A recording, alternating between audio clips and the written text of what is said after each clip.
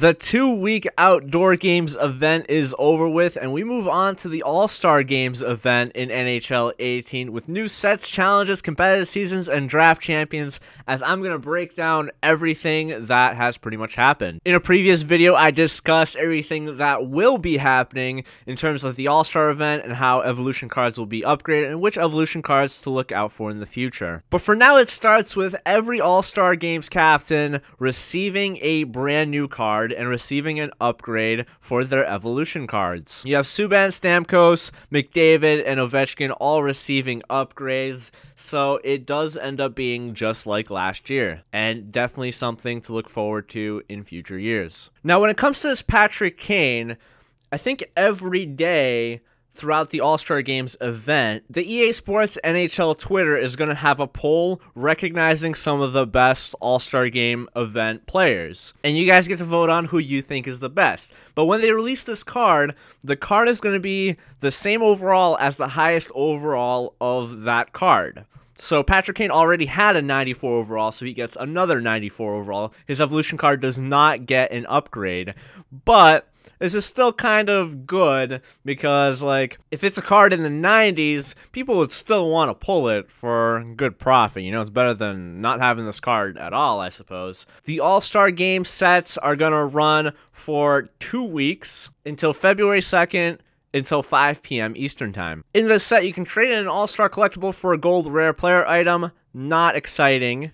You can get a Dylan Larkin 88 overall. And the unique thing about this event is to make each of these players, you need to put in the previous player plus a bunch of collectibles. So for Dylan Larkin, you start off with 2 All-Star Game collectibles.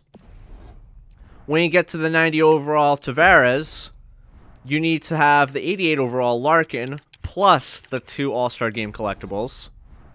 Similar idea with 92 overall Bork, and then Sakic, and then Voracek. But when you get to Voracek, look at the reward. You get the 97 overall Voracek, and you get the All-Star set players on top of that. So what happens here is you get untradeable versions of these players, but then when you complete this set, you get tradable versions of these players. So I don't know what kind of logic EA had here. Must have been some expert at economics that came up with this decision. But you can just skip straight to Voracek, and you'll get all of these players. So watch what I do. The Sakic, we're going to buy him on the auction house. A tradable version. 95 overall. There's one for 315k.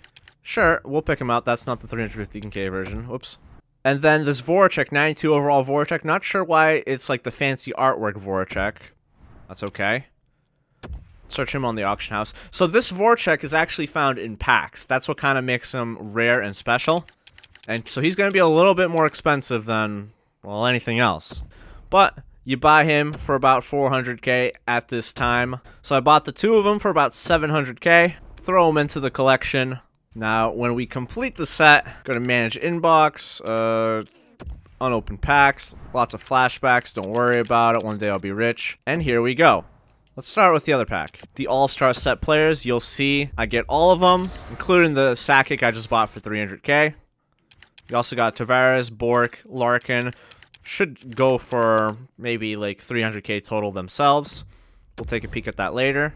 And then the 97 overall Voracek, who should have the fancy artwork but doesn't, and is an absolute stud. Rocket skate, silky smooth thread, the needle concrete wall, 98 acceleration, 97 speed, an amazing shot, amazing puck control. This card is just so damn good. Just don't have him on face-off, 63 face-offs. That and fighting are pretty much the only stats below 90. 93 if you want to be exact. So this is easily a card that you could have for the rest of the year. So now to make my money back, I'll go on the auction house, look at these 97 overall Voraceks. Looks like they go for about 380k. So in the end, it's like trading in the 92 overall for the 97 overall, and then selling all of those all-star set players that you have will give you your money back, or you'll be able to turn a profit. Just keep in mind how much you buy Sakic for, how much you buy Voracek for, the 92 overall, and then how much you can sell this 97 overall for. There's no All-Star Game collectibles required, which means maybe you should actually turn it into a gold rare player, because there's no reason for anyone to be doing any of those sets if they can just skip to the last one. It's just the uninformed people will end up doing it. Looking at this Sakic is just as amazing as the 97 overall Voracek, because he's got 95 in faceoffs, and not a whole lot of cards can beat that. So he is an amazing centerman. He's fast. He's got a great shot, great puck handling again. Just not as exciting defensively and physically.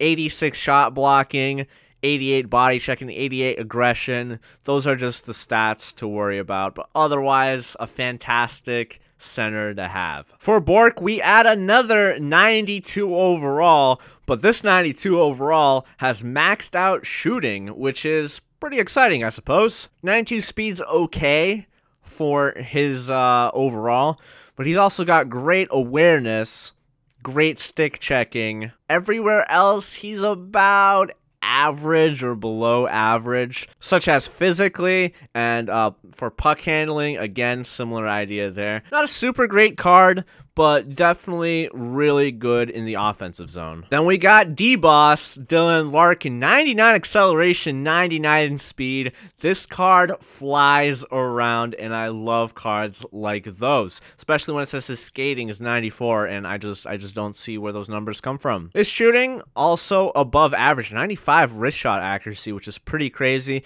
but then everywhere else, not too exciting, not even like stick checking defensively, nor when it comes to puck handling. Synergies wise, 1 point in thread the needle is nice, 1 point in dangler zone will I guess help his puck handling skills, and 2 points in concrete wall. Yeah, that's not exciting. Looks like he goes for about 20k at this time. Finally, we got 90 overall John Tavares, who goes for about 50k. For 90 overall, he's pretty fast. 95 acceleration, 93 speed, not like his other cards.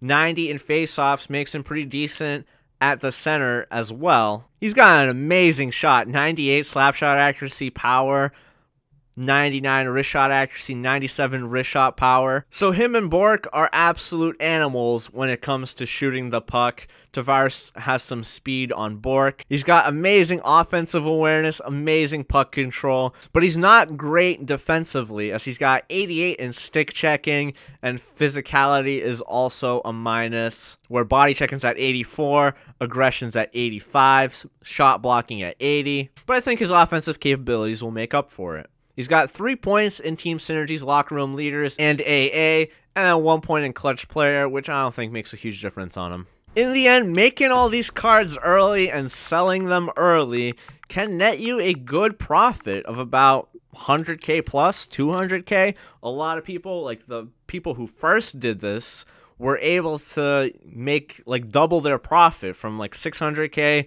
to 1.2 million. Keep in mind, the price you buy the Sakic and the 92 Voracek for, keep in mind what prices they're available for, and then take into account tax, and if everything's good, sell them all and then buy them back towards the end of the event. We have new packs in the store exclusive to the All-Star game, and these packs aren't too exciting, honestly. Based on what you can get inside these packs, we know that the All-Star game collectibles aren't all that great, which I think the Gold Plus pack will triumph over them overall. But the All-Star Game packs have the opportunity to pull that 92 overall Voracek, which you can then like sell for like 400k. So I think that's like the biggest reason why you would want to go for these. And then you have also the captains of the All-Star Game, also exclusive to these packs, I believe. Let's open one up, see how it is. Just one of the smaller ones, even though I did just get money. Is that enough for something else? Oh, it is going to be enough for something else. We can open up a big one too. Got a tip collectible. We got Randy Carlisle. Oh my god, goes for 10k. Wow, I didn't get my money back. Alright, moving on. That's really it. I might as well just quick sell him, right? Yeah, I think I will. I don't know. No, I don't care. Probably would have made my money back if I sold him normally. But not the point. Alright, let's buy a big one. I'm probably just made profit from the set that I just did, so it's all worth it, right? And if I get a Voracek, it's gonna be all even more worth it. Alright, we got an All-Star Game collectible, a gold collectible for like 10k. All-Star Game collectible, I don't know what they go for right now. Check after this. We got Ovechkin, goes for 20k. That's garbage right now. Eichel goes for nothing. Tip collectible, and another gold collectible. So probably got about 50K back. Plus the All-Star Game collectible. So maybe it was a little bit more worth it. 60, 70K. And I got the 85 overall Voracek, not the 92 overall. I am a loser, right? I lose. That's okay. And then if you quick sell everyone, that's an extra like 2K. So I can be all smiles and everything. So after buying those 2 packs, still have one more card on the auction house. It's the Ray Bork for 140K. That's going to bring me up to about 780K. If I didn't buy the 2 packs, I probably would have been at around like 900K, which would have net me a profit of 200K because I started with 700K at the start of the video. So still worth it to do now. We got All-Star Game collectibles going for still like 15, 16K. Kind of crazy considering you don't need to use them. People don't know that, so better sell all of your All-Star Game collectibles as soon as possible. Moving on, let's go to Hut challenges, see what we can get from these All-Star challenges. 8 different challenges, 24 total stars. We get challenge collectible, that's boring. Consumables pack, challenge collectible, All-Star Game collectible. So for 4 games, you can get an All-Star Game collectible, which right now is worth 15K. So that's pretty decent. But you're playing against, who are you playing against here? Are you playing against an NHL All-Star team? That might suck, especially if you're playing on All-Star. You have to win the game, take 20 shots on goal and penalty kill percentage. Not too bad, I suppose. You got Nashville. Oh, and then Game 6 is another All-Star team.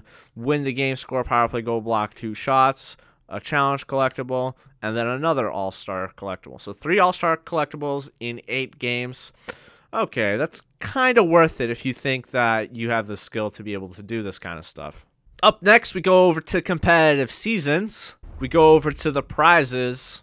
So there's going to be another 2 rounds. Looks like it's going to be 1 week each. Let's start with the round rewards and then go into the season rewards.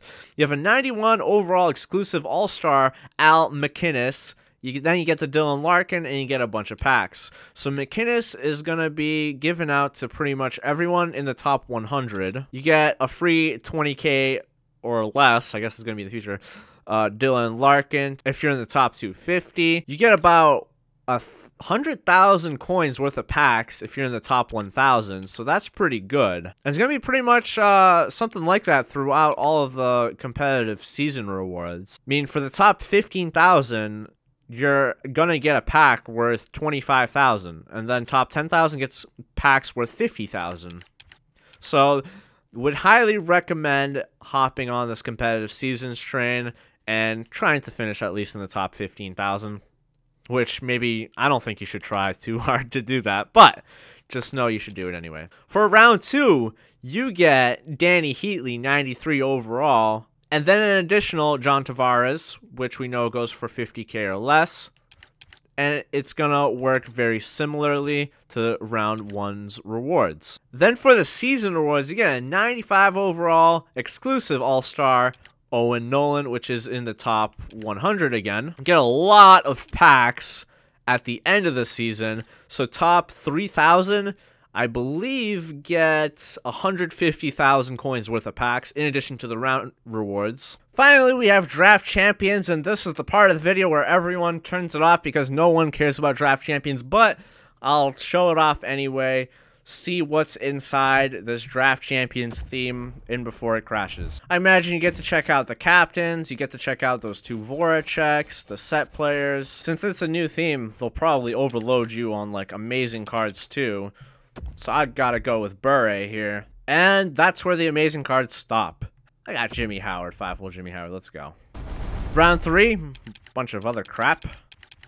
Well, Shen has the most potential out of, actually Parayko is also pretty decent. 2 blues that have the most potential. I guess we need a defenseman that we're just gonna forfeit this draft afterward anyway, but we need a defenseman. Taylor Hall, Subban, Carter, Backstrom, not giving me All-Star Subban. I see how it is. So that's why we're not going to take you. Probably should have gone Backstrom. Who cares? Oh, finally we get an All-Star Game card. Sure. Even though you suck at face-offs, I think. So I hate that they force you to have him as a center. Oh, another one. Al MacInnis. So you do get to try him if you really wanted to, before you either like dream of having him or have him because you're actually pretty decent at this game. Stamkos sucks at taking face-offs. We get to choose between like more goalies that, you know, I think Jimmy Harris is going to be good enough, so might as well go Kucherov. Garbage. I don't even know where to begin. Yay, Tavares. Like, we got Bork, which, I mean, if you're into draft champions, this All-Star game theme is probably the way to go, as I got 490+ overall cards. And here, might as well increase our face-offs with Messier. Team summary, probably, whatever, who cares? Alright, that'll do it for this video, guys. Hope you enjoyed my breakdown of the All-Star Game event sets and everything that's pretty much happening with this event. Thanks for watching, and stay tuned for some more HUT content on this channel.